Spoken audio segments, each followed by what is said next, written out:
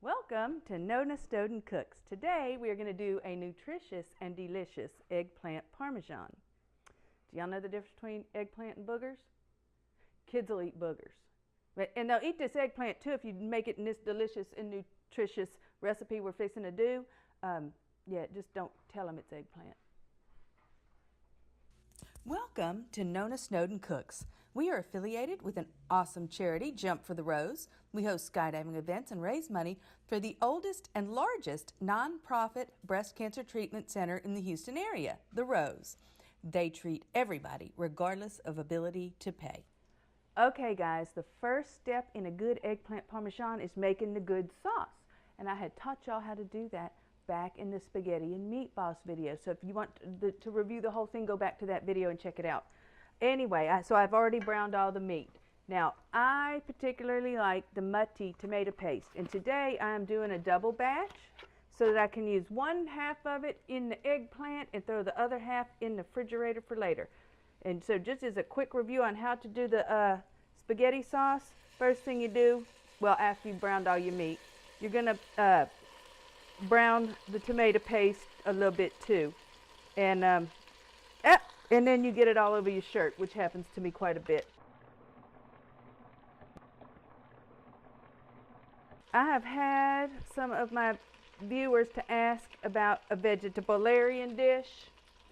If you wanted to do this, you don't have to put the meat in. What you could do is just put your whole onion and your whole head of garlic in some olive oil and brown your paste like this. And then I wanted to tell y'all, I have found another lovely spice that we really like. Dan Pastorini's garlic and herb seasoning. And so if I were doing this without the Italian sausage in it, I would just put some of that in to season it up. Or I would use, if I had fresh oregano, thyme, and basil. But I am doing a meat kind. And brown it. Now the little brown, this is what it's supposed to look like. You just brown this tomato paste up a little bit. And then you come over here, and here again, we're looking at the Mutti tomato puree. And you're going to drop two of those, because this is a double. If I was doing just a single batch, it would be 1 and 1.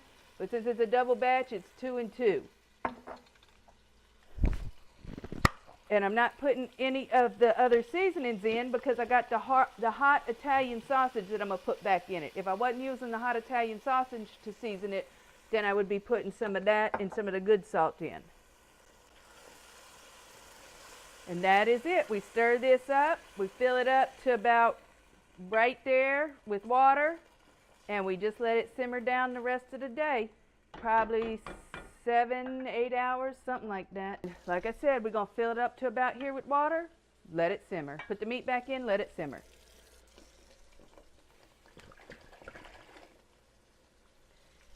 Hey guys, okay, our sauce is just about done. So what we're doing now is we're getting the eggplant ready. And all we're going to do here is chop off part of it and chop off the other part.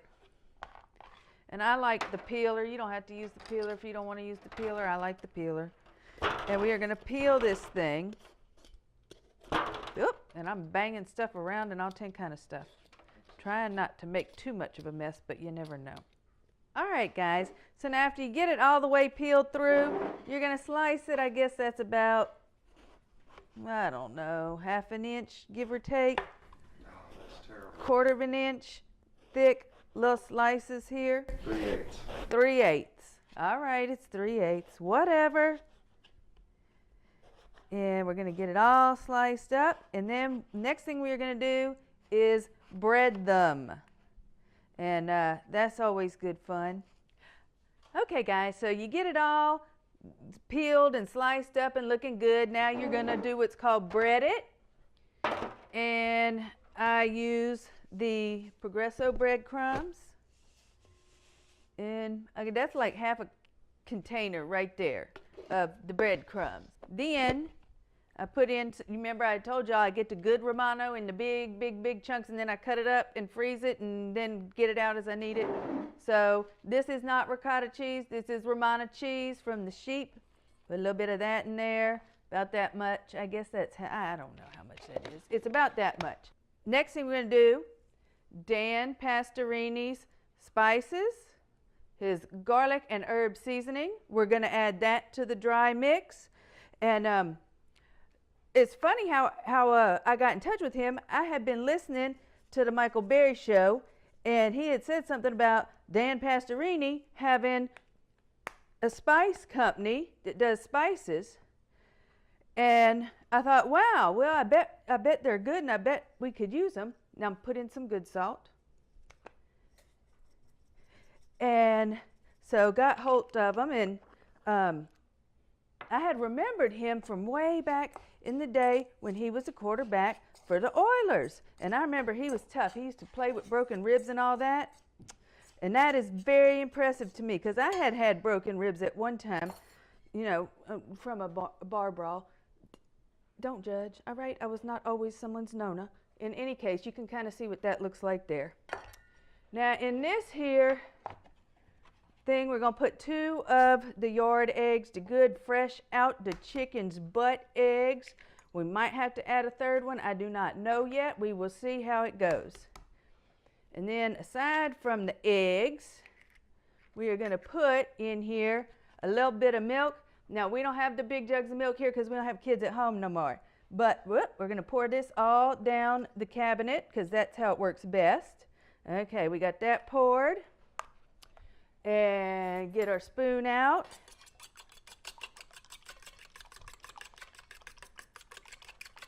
And again, we're going back to Mr. Pastorini, Dan Pastorini's garlic and herb. And some of Uncle Polly's good salt. We're going to stir this all up and get it all mixed together good. And then it's very simple. You just see, and you notice I had to take my ring off too, because you don't want to do this with a ring on. And just do this and do that. Get it breaded. And when we're done breading all of these, we're going to march over there to the skillet, and we are going to fry the eggplants. Okay, guys, as you can see, we got all of the eggplants breaded with the breadcrumbs and the egg dip, and it is now time to get these bad dogs fried up. So, how do you tell if that oil's hot? That oil's hot. Just, you know, flick a little water in it. You can see it's plenty hot. I'm just gonna plop these down in there. Damn, I'm just going to use my hands. They're clean. I did wash them, I swear. And we're going to go through this. We're going to wait till they're brown on the bottom. Then we're going to see when they're brown on the top. And y'all know what? I'm just not convinced that I put enough of Mr. Pastorini's garlic herb seasoning. This is so good. Y'all know what I put this on this morning? I put it on my fried eggs. And it was just downright tasty right on your fried eggs. All right. So now, Aunt Winky is going to have to fast forward. Fast forward. Okay, guys, come here. Now, how are you going to tell if they're done? If they're browned on the outside like that. You want them nice and brown, then you're going to flip them right over. And how do I figure out if they're, just peek underneath them. That's how you do it. You just take a quick peek. If they're done, they'll be a nice, pretty brown color. If they're not done, they won't be. It is that simple. And now we're going to put it on the other side. We're going to give that side some time to turn a nice, pretty color brown. And we're going to pull them out and put them on a plate with a paper towel on it so they can drain some. And I'm going to go through and I'm going to do this on every single one of these. And then we'll be ready to put the whole thing all together into a beautiful eggplant parmesan. And oh, let's take a look over here. Y'all see how thick this is? And I have already took all the meat out of it. Oh, and if you're one of those Keystone dieters, I don't know, it's those ones where you can't eat potatoes or anything, that you can, instead of using breadcrumbs on this, You could smoosh up the chicharrones, the pork rinds. You just smooch them up real good with a rolling pin, and you can use that for breading with the egg too. All right, guys, the bottom looks good. I'm gonna pull these out and put the next batch in. And no point in y'all hanging out here till that's all done. All right, guys, we are back. We got everything fried up. You can see how nice and pretty they all look. All right, so this is similar to assembling the lasagna when I did that other week ago or something, where we did the Alfredo sauce at the bottom of the pan first. This is all kind of the same kind of concept here. You're just putting the sauce at the bottom of the pan first.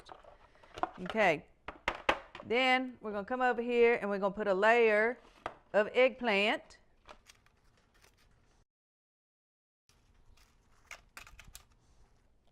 We just about got it.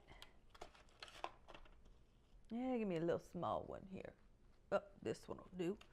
Okay, then after we do the layer of eggplant, we come and run over it with the good mozzarella. And again, this is not in a bag because when I buy it, I order it on Amazon and I buy a huge, ginormous amount, and then we just cut it up and freeze it and pull it out as we need it. So now a nice layer of mozzarella, and then we back to the sauce. The good red sauce, that's what we got here. Then the sauce, then the eggplant, then the mozzarella, then the sauce, then the eggplant, then the mozzarella, till you get to the end of things here. Okay, we aren't going to have enough for a whole nother layer, so we're just going to kind of splatter this all out and let it be in different places and whatnot, and just kind of do that to it. Okay, put some, and this again, this is the good Romano, so we're going to sprinkle some of that in there. Cover it back up good with one more round of sauce.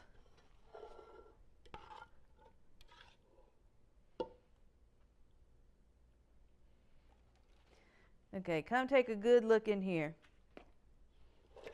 And look how pretty that is. Got a nice thick tomato sauce over the eggplants with the mozzarella and some of the Romano. This right here is going in the oven. About 30 to 45 minutes, give or take. I'm going to check it at 30. I might keep it going. We'll see what I see. Okay guys, this has been in the oven exactly 35 minutes. That's what you want it to look like. Next thing I'm going to do is throw some mozzarella on top, put it back in the oven for about another 5 minutes or whatever, just long enough to get the mozzarella good and gooey. All right guys, we are done. Come take a nice look at that. It looks beautiful. So we're going to cut it open and see how it does. Ooh, it's nice and juicy and cheesy. Delicious cheesy goodness here. Ooh, my. There we go. That is lovely. All right, guys. Y'all do me a favor. Most important thing, subscribe. Click it for me. Check out jumpfortherose.org. And check out Mr. Dan Pastorini's spices. They are on the interwebs too. And cook, skydive, have fun, give back.